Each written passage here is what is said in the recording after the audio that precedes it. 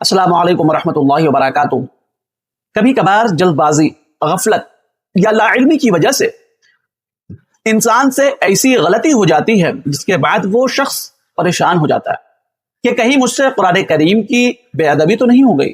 مثلا کسی سامان، بیگ، الماری یا کپڑوں کے درمیان قرآن مجید رکھا ہوا تھا لیکن اس کا علم نہیں تھا، اور انجانے میں کوئی ایسا عمل ہو گیا کہ قرآن کے ادب کے خلاف تھا۔ پھر جیسے ہی معلوم ہوا فوراً اپنی غلطی کی اصلاح کر لی گئی۔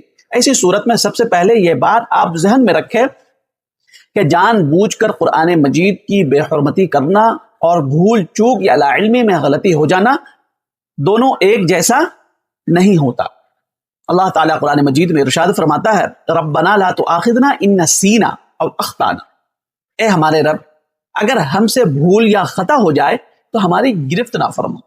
میرے عزیز بھائی اور بہنوں، اگر واقعی یہ عمل بے ادبی کی نیت سے نہیں تھا جن باتوں کا میں نے اوپر تذکرہ کیا، بلکہ لا علمی اور غیر ارادی طور پر ہو گیا تھا، تو انسان کو مطمئن رہنا چاہیے اور اللہ سے توبہ استغفار کرنا چاہیے، دل میں ندامت پیدا کرنی چاہیے اور آئندہ زیادہ محتاط ہونی چاہیے۔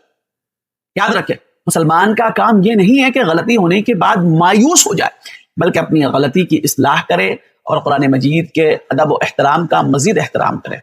اگر اس طرح کی غلطی آپ سے بھی ہو جاتی ہے تو آپ اللہ سے توبہ استغفار کریں، شرمندگی کا اظہار کریں، کچھ رقم کو ہدیہ کر دیں۔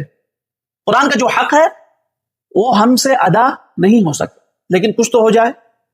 اللہ سے توبہ استغفار کرنی چاہیے اور قرآن کریم کا ہمیشہ خیال رکھنا چاہیے کہ کہیں بے حرمتی تو نہیں ہو رہی ہے۔ میرے عزیز، اس کلپ کو آپ خوب شیئر کریں، دوسروں تک پہنچائیں۔